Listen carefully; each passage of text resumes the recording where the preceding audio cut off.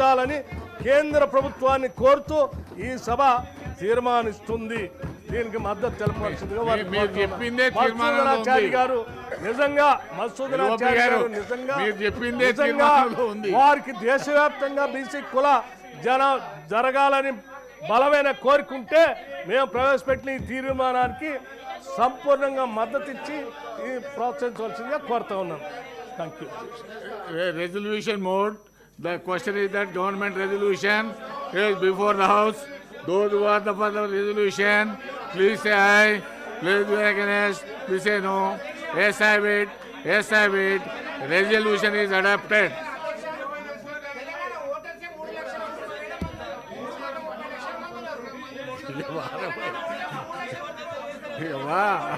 అయిపోయింది.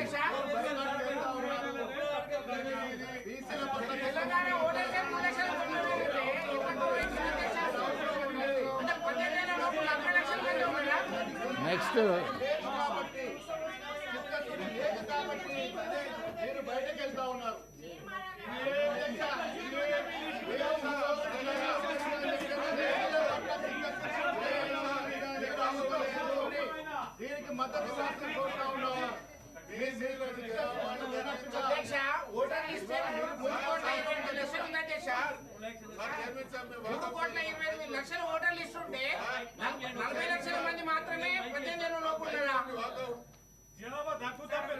మైక్ ఇచ్చే ఉంది. నేను కట్ చేయలేదు. భారత్ స్విచ్ ఆన్ చేయలేదు.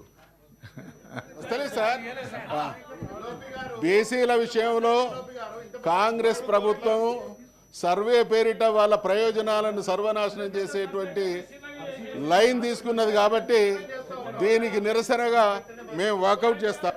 ఓకే.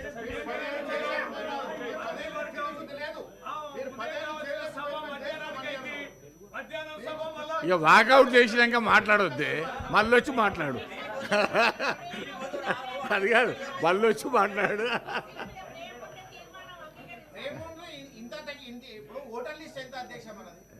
జమీన్ వాకౌట్ చేసి అయిపోయింది.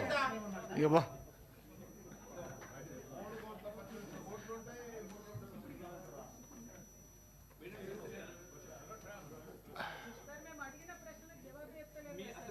I request the Deputy Chief Minister to move the statement on subclassification within scheduled caste and reserved categories in Telangana state. Dr. Justice Shamim Akhtar, one-man commission.